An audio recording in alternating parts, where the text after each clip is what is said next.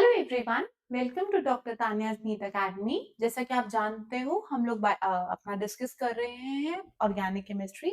तो आज organic chemistry का हम सेकेंड लेक्चर करते हैं which is related to your nomenclature. हम लोगों ने ऑलरेडी एक लेक्चर डिस्कस कर लिया है बेसिक्स ऑफ नॉमेनक्लेचर पे। अगर किसी ने वो नहीं देखा तो आई रिक्वेस्ट यू प्लीज उसको देख लेना, क्योंकि प्रॉब्लम वही होती है अगर हम फंडामेंटल्स मिस कर देंगे ना तो हमें आगे कभी कोई चीज समझ ही नहीं आएगी। तो हमें अपने फंडामेंटल्स को मिस नहीं करना, ठीक है। तो स्टार्ट करते हैं हम अपना नॉमेनक्लेचर। अब नॉमेनक्लेचर करने से पहले हमें कुछ टर्म्स पता होने चाहिए। एक होती है होमोलोगस सीरीज। होमोलोगस सीरीज का मतलब क्या होता है? एक कार्बन मिथाइल, एक कार्बन की चेन जब बढ़ती है उसको होमोलोगस सीरीज बोलते हैं। एक कार्बन की चेन, दो कार्बन की, तीन कार्बन की, चार कार्बन की, पांच कार्बन की, छह कार्बन की, ऐसे जो एक एक कार्बन की सीरीज बढ़ती है उसको हम होमोलोगस सीरीज बोलते हैं। जब भी होमोलोगस सीरीज होती है तो उनके नंबर ऑफ कार्बन पे उनका एक नाम दिया जाता है जिसको हम शुरू में लिखते हैं। That is called as prefix. एक होता है प्रीफिक्स, एक होता है सुफिक्स। प्रीफिक्स होता है जो पहले लिखते हैं, सुफिक्स होता है जो बाद में लिखते हैं। तो अगर मेरे पास एक कार्बन होगा उसे मिथ कहते हैं। अगर मेरे पास दो कार्बन होंगे तो उसे इथ कहेंगे। अगर मेरे पास तीन कार्बन होंगे उसे प्रोप कहेंगे। चार कार्बन होंगे ब्यूट कहेंगे। पांच कार्बन होंगे पेंट कहेंगे। छह कार्बन होंगे हेक्स कहेंगे। सात कार्बन होंगे हेप्ट कहेंगे। आठ होंगे तो ऑक्ट कहेंगे। नौ होंगे नॉन कहेंगे। एट होंगे डेक कहेंगे। वैसे तो आइडियली हमारे पास अगर नॉमेनक्लेचर कोई क्वेश्चन आए तो ये 10 तक में हमारा काम चल जाता है। बट प्रॉब्लम क्या है, हमें सिंस हम नीट का एग्जाम देने वाले हैं तो हमें हमारी एनसीईआरटी अच्छे से आनी चाहिए। तो एनसीईआरटी में ना एक 20 कार्बन और 30 कार्बन का भी नाम दिया हुआ है। 20 कार्बन होंगे उसको आईकॉस कहेंगे।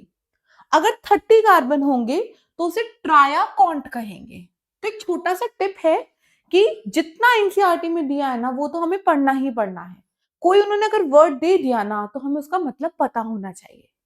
तो ये आपको एक बेसिक याद होना चाहिए। Meth, eth, prop, but, pent, hex, hept, oct, non, dec, यहां तक हमें याद होना चाहिए। ये होमोलोगस सीरीज में होते हैं।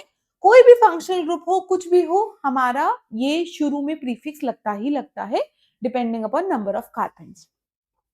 अब अगर हम बात करें नाम देना है, हमारे मिलियंस ऑफ ऑर्गेनिक कंपाउंड है। अब मिलियंस ऑफ ऑर्गेनिक कंपाउंड्स का पहले क्या होता था? पहले आईयूपीएसी ओरिजिन नहीं हुआ था। आईयूपीएसी होता है international union of pure and applied chemistry. इसके आने से पहले ट्रिवियल नेम्स चलते थे।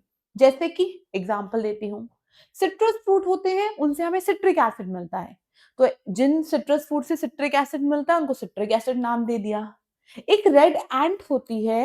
रेड एंट जो होती है ना उसके अंदर एक कंपाउंड मिलता है जिसे फॉर्मिक एसिड बोलते हैं। वो उसका नाम फॉर्मिक एसिड क्यों पड़ा? क्योंकि रेड एंट को आपका लैटिन नेम में फॉर्मिका कहते हैं, इसलिए उसका नाम फॉर्मिक एसिड कर दिया। जब बहुत सारे कार्बन जुड़े होते हैं उसे हम कहते हैं Buckminster fullerenes, and that is a C60 carbon. मतलब 60 कार्बन जब जुड़े होते हैं तो उसको बकमिंस्टर फ्यूलरेंस कहते हैं। तो ऐसे तो यार इतने मिलियंस नाम याद करके तो हम परेशान हो जाएंगे, पॉसिबल नहीं है ना याद करना। तो उन्होंने एक नॉमेनक्लेचर दे दिया जिसे आईयूपीएसी नॉमेनक्लेचर कहते हैं, जिसमें उन्होंने रूल्स बता दिए कि किसी भी कंपाउंड को हमें इस तरीके से नाम देना है। तो उन रूल्स को समझना बहुत ज्यादा जरूरी है। रूल्स में आने से पहले हम ये पढ़ते हैं कि सबसे पहले हमें बेसिक पता होना चाहिए। आपको याद होगा मैंने लास्ट क्लास में पढ़ाया था कि अगर सारे कार्बन कार्बन के बीच में सिंगल बॉन्ड है तो उसे सैचुरेटेड कार्बन कहते हैं, और सैचुरेटेड वालों को एल्केन कहते हैं। एल्केन। तो आपको पता होना चाहिए जैसे हमारे पास अगर एक कार्बन है और वो सिर्फ मतलब सिर्फ एक कार्बन है, उसमें तो कोई बॉन्ड होगा नहीं कार्बन कार्बन, तो एक कार्बन को मिथ कहते हैं। और सिंस वो सिंगल बॉन्ड है तो एन, मिथ एन। तो meth is a prefix and ane is a suffix, ठीक है।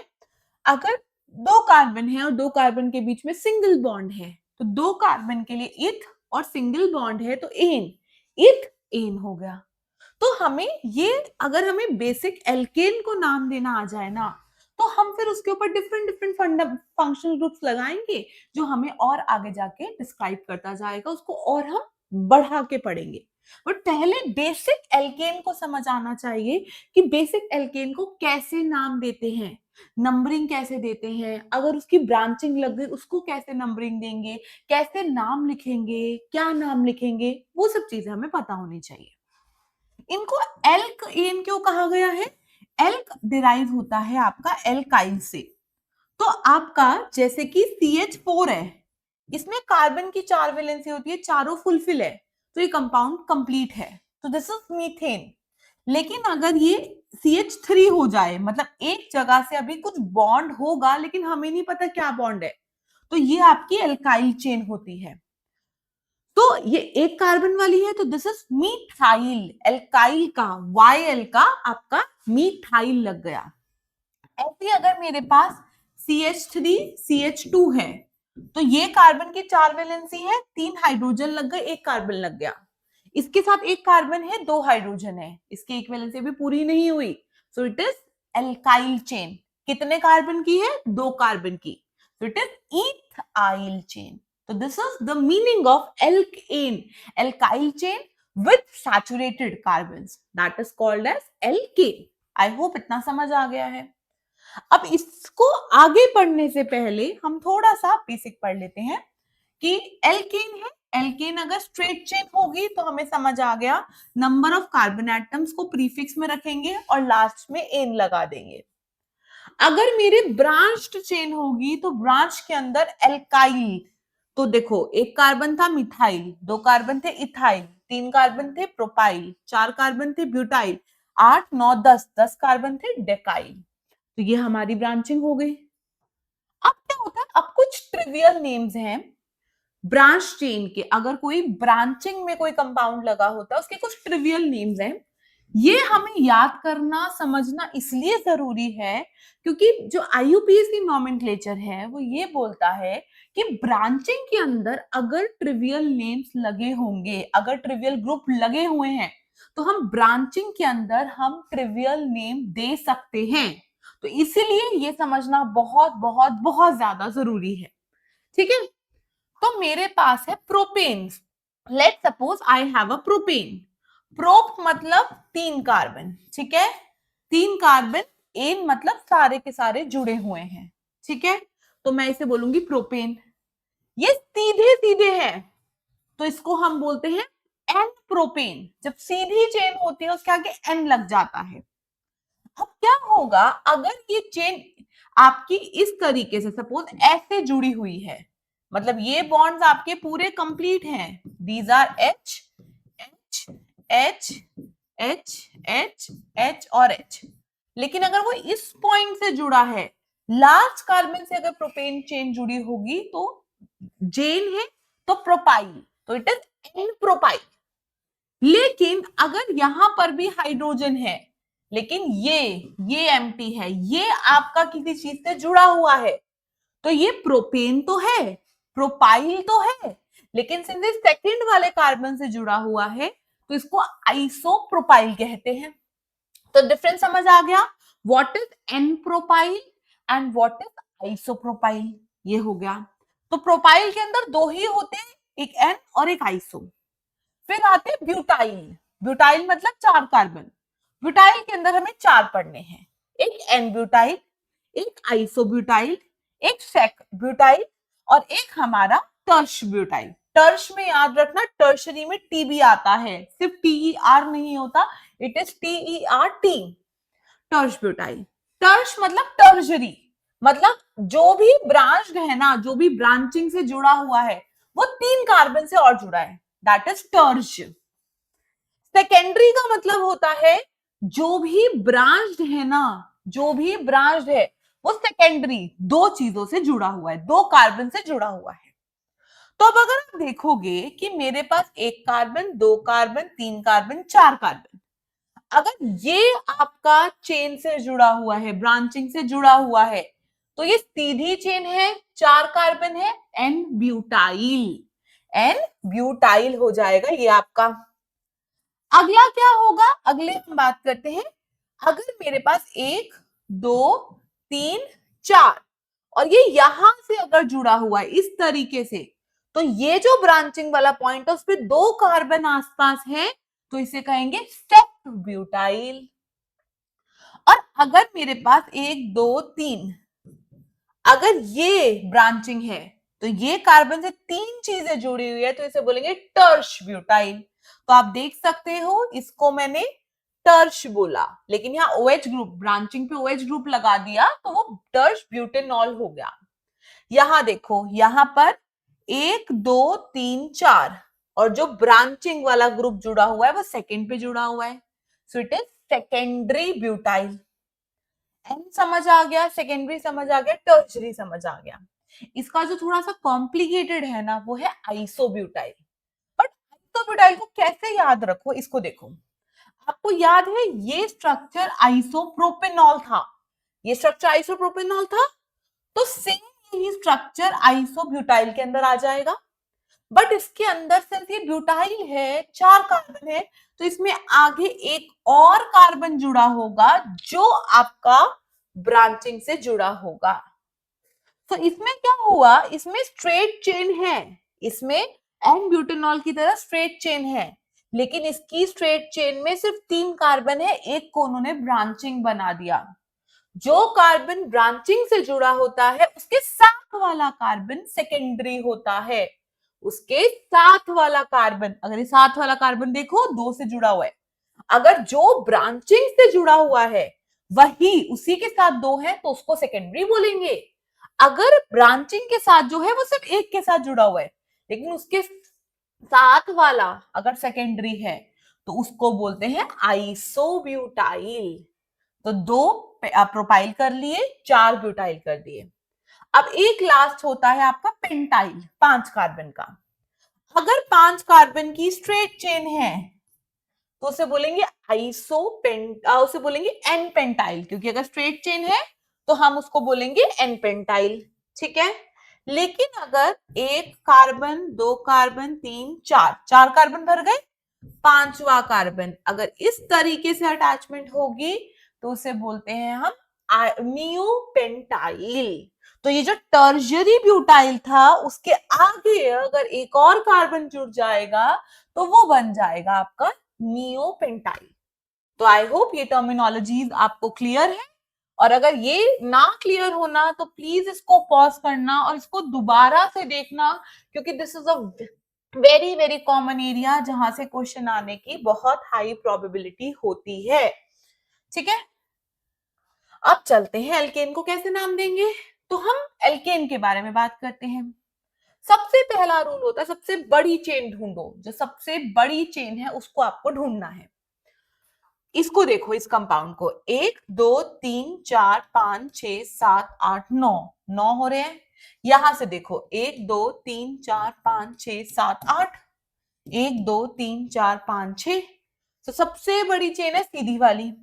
तो इस चेन को हम पेरेंट चेन बोलते हैं या फिर हम इसको रूट चेन बोलते हैं। अब क्या होगा, अब इसको नंबर कहां से दे, नंबर यहां से दे या यहां से दे। तो हमें सेकंड रूल होता है कि जहां पर ब्रांचिंग को कम नंबर मिल रहा है, सबसे कम नंबर से स्टार्ट हो रहा है, उस साइड से हम नंबरिंग देते हैं। यहां से नंबरिंग दोगे 1 2 3 4 5 6 7 8 9। इसमें क्या हो रहा है, 4 को ब्रांचिंग मिल रही है और 8 को ब्रांचिंग मिल रही है। करेक्ट। अब इधर से चलो 1 2 3 4 5 6 7 8 9। अब यहां क्या हो रहा है, यहां 2 and 6, 2 and 6, तो किसको वैल्यू दोगे, 2 पहले आ रहा है इसलिए 2 and 6 को वैल्यू देंगे, तो हमारा नंबर वहां से शुरू होगा ना कि यहां से। क्लियर, अब नंबरिंग समझ आ गई। अब भाई इसको नाम दो। हमने बोला 9 कार्बन है, 9 को क्या बोलते हैं, नॉन। ठीक है, और 9 कार्बन है, सारे सैचुरेटेड है, तो एन, नॉन एन हो गया, ये हमारा नाम हो गया, नॉन एन हो गया। ठीक है, अब चलते हैं ब्रांचिंग पे। ब्रांचिंग नॉन से भी आगे प्रीफिक्स में आता है। एक ब्रांचिंग है 2 पे, 2 पे क्या है, 2 पे है मिथाइल ग्रुप, 2 पे है मिथाइल ग्रुप, और 6 पे है 1 2 इथाइल ग्रुप। 6 पे है इथाइल ग्रुप। अब क्या याद रखना है, जब भी नंबर होता है ना, अगर नंबर के आगे कोई अल्फाबेट है तो एक हाइफन लगेगा, अल्फाबेट और नंबर के बीच में। नंबर के बाद अगर अल्फाबेट है तो एक हाइफन लगेगा। अगर दो नंबर है साथ साथ तो उनके बीच में कॉमा लगेगा, ये चीज याद रखना। अब नंबरिंग हमें समझ आ गई, लेकिन पहले टू इथाइल लिखे या पहले 6 मिथाइल लिखे? तो हमें ये पहले हम 2 मिथाइल लिखे या 6 इथाइल लिखे? हमें ये देखना है कि जितनी भी हमारी ब्रांचेस है उसमें से जो ब्रांच सबसे पहले जिसका अल्फाबेट आता है उसको पहले लिखेंगे। तो इथाइल और मिथाइल में से इथाइल पहले आता है तो हम लिखेंगे 6 हाइफन इथाइल। क्यों हाइफन डाला? क्योंकि नंबर और अल्फाबेट के बीच में हाइफन होना चाहिए। अगला है 2 मिथाइल। अब 2 के आगे भी अल्फाबेट पीछे भी अल्फाबेट, तो 2 मिथाइल। अब क्या याद रखना है, जो लास्ट वाली जो आपकी पेरेंट चेन थी ना, उसको और लास्ट वाले उसको और हम मिथाइल को और हम लास्ट पेरेंट चेन को हम कंबाइन करके लिखते हैं, उसके अंदर गैप नहीं होता, तो it is methyl nonane. I hope this is clear to everyone. तो पहला था आपका rule, identify the longest chain and call it a root और पेरेंट चेन। सेकंड था numbering is done in such a way that the branching would get the lowest possible number. ये भी हमने सीख लिया। अब देखो, आपने अगर यहां देखो क्या नाम आया, 6 इथाइल 2 मिथाइल नॉनेन, सेम ये लिखा मैंने, ये हो गया। चलो अब अगला रूल आता है कि सपोज यहां पे क्या था, दोनों ब्रांचिंग अलग अलग थी। अगर ऐसा होता कि 2-3 ब्रांच सेम है, अगर सपोज इन दोनों के ऊपर, इसके ऊपर भी मिथाइल लगा होता, इसके ऊपर भी मिथाइल लगा होता, फिर क्या करते? तो 2 पे मिथाइल और 6 पे मिथाइल, तो मैं क्या करती, 2,6 फिर हाइफन, कितने मिथाइल है? 2 मिथाइल है, तो डाई मिथाइल और इसके साथ ही लिखेंगे नॉनेन। ठीक है, तो डाई, अगर 2 सेम ग्रुप है डाई, 3 सेम ग्रुप है ट्राई, 4 सेम ग्रुप है टेट्रा, 5 सेम ग्रुप है पेंटा, 6 सेम ग्रुप है आपका हेक्सा। तो ये हमें न्यूमरल नंबर याद होने चाहिए, ऐसे होते हैं। तो अगर हम क्या करेंगे, वही वाला प्रीफिक्स के बीच में हाइफन होना चाहिए, देन लास्ट वाला जो प्रीफिक्स है उसके और पेरेंट चेन में कोई गैप नहीं होनी चाहिए। अगर एल्काइल चेन डिफरेंट है तो नेम करो अकॉर्डिंग टू अल्फाबेटिकल ऑर्डर की वाइज, और अगर सेम है तो डाई ट्राई टेट्रा पेंटा ऐसे यूज करेंगे। एक और छोटा सा डिस्क्लेमर, हमारे पास डाई है, ट्राई है, पेंटा है ना, तो ये चीज याद रखना, अगर सपोज 2 मिथाइल है और एक इथाइल है, तो 2 मिथाइल को डाई मिथाइल लिखोगे और एक इथाइल को अलग से इथाइल लिखोगे। अब आप सोचोगे भाई इथाइल और मिथाइल में से तो ई पहले आता था, तो ई को पहले लिखूंगी, लेकिन अरे भाई अब तो डाई मिथाइल हो गया। जब डाई मिथाइल हो गया तो सोचो डी ई से पहले आया ना, तो डाई मिथाइल को पहले लिखना चाहिए, बट ऐसा नहीं होता। ये जो हम अल्फाबेटिकल ऑर्डर में अरेंज करते हैं उसमें डाई ट्राई इन वर्डिंग्स को कोई वैल्यू नहीं दी जाती, आप जो मेन नाम है उसी के अकॉर्डिंग ही अल्फाबेटिकल ऑर्डर देखते हो, याद रखना। सो this is my rule number 3। अब देखो इस क्वेश्चन में यही आ गया 1 2 3 4 5, 5 में पेंट और एन, और 2 पे मिथाइल है, 1 2 3 4 5, चाहे इधर से जाओ चाहे इधर से जाओ, इधर से भी 2, इधर से भी, इसको 2 और 4 और इसको 2 और 4, और दोनों पे मिथाइल ही तो है। सो 2,4 डाई मिथाइल पेंटेन। आ गया समझ? अगले इस पे चलते हैं, ये देखो बड़ी सी चेन है, अब ढूंढो इसको। 1 2 3 4 5 6 7, 1 2 3 4 5 6 7, ठीक है। और बताओ, और बताओ, 1 2 3 4 5 6 7, यहां से भी 7, अब इधर चलो 1 2 3 4 5, तो सारी की सारी सेम है। अब क्वेश्चन आता है भाई क्या करे, ये तो 2 चेन सेम नंबर की बन गई। तो जब 2 चेन सेम नंबर की बनी होती है तो जिसमें सबसे ज्यादा ब्रांच है उसको हम कंसिडर करेंगे। यहां देखो इसके अंदर एक ब्रांच ये, एक ये और एक ये, ठीक है। इसमें देखो, इसमें एक ब्रांच ये, एक ब्रांच ये और एक ब्रांच ये, दोनों में सेम ही आ रहा है। तो भाई चाहे ये ब्रांच लो चाहे ये ब्रांच लो, कोई फर्क नहीं पड़ेगा, आपका आंसर सेम ही रहेगा। तो अब चेक कर लेते हैं। सपोज अब नंबर बताओ कहां से लगाना है। 1 2 3 4 और 5 6 7, यहाँ पे 2 4 हुए, एक 5 हुआ। ठीक है, अब इधर से देखो, इधर से करें, अरे ये क्या हो गया, सॉरी, यहां से देंगे तो 1 2 3 और 4। यहाँ पे क्या है, 2 4 है लेकिन 3 आ गया, यहाँ 3,4,4 है और वहां 4,4,5 है।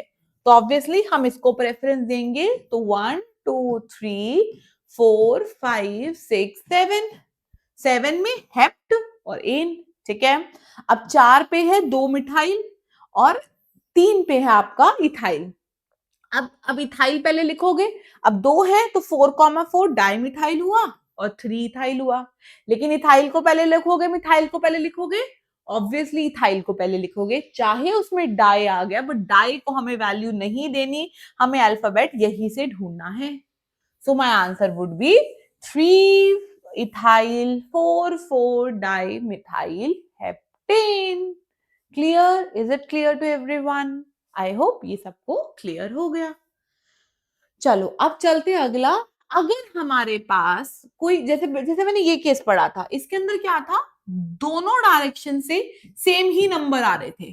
ठीक है, चाहे यहां से जाओ तब भी 2 4, यहां से जाओ तब भी 2 4, लेकिन दोनों जब ग्रुप सेम थे तो आना तो डाइमिथाइल ही है, तो कोई फर्क नहीं पड़ने वाला था कि हम इधर से नंबर दे चाहे इधर से नंबर दे, आना तो वही है 2,4 डाइमिथाइल। लेकिन अगर केस है कि आपके पास क्या हुआ कि आपके पास नंबर सेम आ रहे हैं बट सब्स्टिट्यूएंट डिफरेंट है। लेट्स सी, 1 2 3 4 5 6 7 8 और यहां से चलोगे 1 2 3 4 5 6 7 8, यहां से चलेंगे तो 3 पे मिथाइल और 6 पे इथाइल, इधर से चलेंगे 3 पे इथाइल 6 पे मिथाइल। तो अब डाई भी नहीं लिख सकते, डाई होता तो चाहे यहां से नंबर दे दो चाहे वहां से नंबर दे दो, 3,6 डाई मिथाइल ही होता, बट यहाँ डिफरेंट है। तो अब हमें क्या करना है, अब जो आपकी जो ब्रांच है जिसका अल्फाबेट पहले आता है उसको कम नंबर मिलना चाहिए। तो ये है इथाइल, ये है मिथाइल, किसको कम नंबर मिलना चाहिए, किसका अल्फाबेट पहले, इथाइल। तो इथाइल को कम नंबर मिलना चाहिए, इसीलिए हम यहां से शुरू करते हैं, ना कि यहां से। तो ये बन गया 3 इथाइल 6 मिथाइल, 8 है octane. I hope this point is also clear to everyone. अब ये हो गया हमारा बेसिक चेन के बारे में, हमने पढ़ लिया पेरेंट चेन के बारे में कि पेरेंट चेन को कैसे डिसाइड करना है। अब पेरेंट चेन के बाद छोटी छोटी ब्रांचेस थी, तो बढ़िया से इथाइल आ गई, मिथाइल आ गई, पेंटाइल आ गई, स्ट्रेट स्ट्रेट ब्रांचेस होगी तो हम इजीली लिख सकते हैं। लेकिन आपकी सपोज एक पेरेंट चेन है और पेरेंट चेन के ऊपर ऐसी ब्रांच जुड़ी हुई है। अब ऐसी ब्रांच देखो, ये आप ब्रांच बना लोगे, इसके ऊपर भी तो ब्रांचेस है, तो जब ब्रांच के ऊपर ब्रांच होता है तो ब्रांचिंग को कैसे नंबर देते हैं, यहाँ पे क्या है, ये ब्रांच और ब्रांच के ऊपर ब्रांच, तो हम किस तरीके से नंबर देंगे। तो हमें याद रखना है कि जहां पर हमारा अटैचमेंट होती है, जो भी कार्बन हमारा मेन चेन से अटैच्ड है, जैसे आप देखोगे ये अटैच्ड है, उसको हमेशा नंबर 1 मिलेगा। अब सबसे लॉन्गेस्ट चेन ढूंढो, 1 2 3 4, 1 2 3 4 सब सेम ही आ रहा है, तो 1 2 3 4 हमने ले लिया। 1 2 3 4 का मतलब है ब्यूटाइल, 4 है क्योंकि ये ब्रांच है तो आइल ही लगेगा। अब इसके एक कार्बन पे मिथाइल और 3 कार्बन पे मिथाइल, तो 1,3 डाई मिथाइल और इसको ब्यूटाइल के साथ जोड़ देंगे। सो दिस इज माय ब्रांच का नाम। तो याद रखना, this is how you will give the name of branch. Next rule, जब जो हम ब्रांच लिखते हैं, अब ब्रांच के अंदर भी नंबर्स हैं, है ना, ब्रांच के अंदर भी ब्रांच है, तो जब ब्रांच के अंदर भी ब्रांच होती है तो जो ब्रांच होती है उसको हम पैरेंथेसिस में लिखते हैं, ताकि हमें समझ आ जाए कि इस ब्रांच के अंदर भी और ब्रांचेस हैं। So always, if the name of the branch should be kept in parentheses, if you have branch within branch, तो ये चीज हमें याद होनी चाहिए। अब नेक्स्ट पॉइंट हमारा, जैसे आइसो, नियो, सेक, टर्शरी, ये सब चीजें थी, ये सब चीजें हम अपने फंडामेंटल नेम के अंदर डाल सकते हैं या नहीं डाल सकते। तो हमें क्या याद रखना है कि आइसो, नियो, सेक, टर्शरी, ये सारे नाम आप अपने आईयूपीएससी नेम के अंदर दे सकते हो। अब आईयूपीएससी नेम के अंदर तो दे सकते हैं, लेकिन इसमें जो हम मेन चेन है ना, उसके अंदर आइसो और नियो वाली टर्म यूज कर सकते हैं। आइसो कहाँ है? आइसो प्रोपाइल और आइसो ब्यूटाइल। नियो वाली कहाँ है? Neo pentyl. इसको हम फंडामेंटल चेन में नाम दे सकते हैं, मेन चेन में, पेरेंट चेन में नाम दे सकते हैं। बट सेक और टर्शरी को हम पेरेंट चेन में नाम नहीं दे सकते। इनको सिर्फ हम, they will not form the part of fundamental chain, but इनको हम अपना नाम दे सकते हैं किसके अंदर? अपनी ब्रांच चेन के अंदर। ये चीज याद रखना, ठीक है। अब चलते हैं अगले क्वेश्चन पे। अब देखो, if multiple chain with equal number of carbon atom are formed, then chain with more branches is chosen। ये तो मैंने आपको रूल पढ़ा दिया।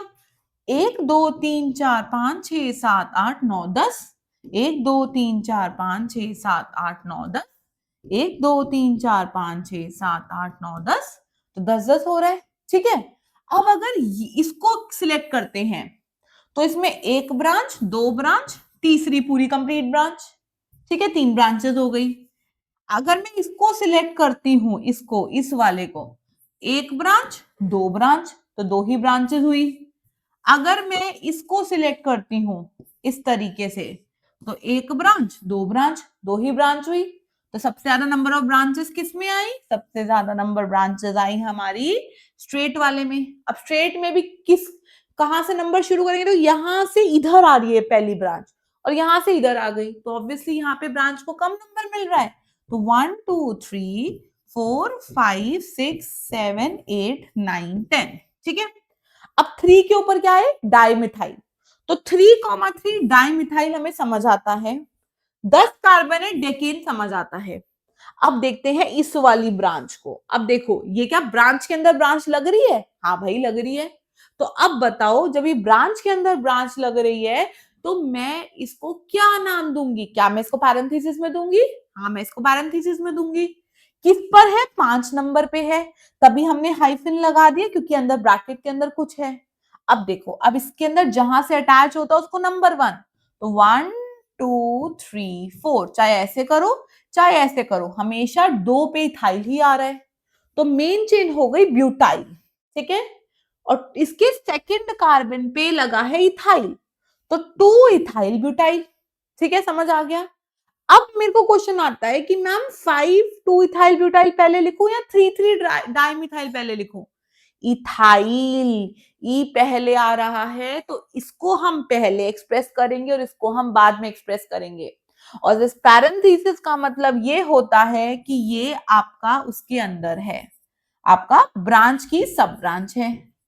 आई hope this is clear to everyone. हो गया ना याद? अब समझ आ गया? चलो अगला क्वेश्चन देखो। अगला क्वेश्चन, 1 2 3 4 5 6 7 8 9 10, 10 हो गए। 1 2 3 4 5 6 7 8 9, 1 2 3 4 5 6 7 8, तो सिर्फ 10 सबसे बड़ी ये है। अब यहां से नंबर दोगे और यहां से नंबर दोगे, ब्रांच को पहले यहां नंबर मिल रहा है, तो 1 2 3 4 5 6 7 8 9 10, करेक्ट। अब चलो इसके ऊपर, 4 के ऊपर लगा हुआ है आइसोप्रोपाइल, याद आ रहा है? This is isopropyl.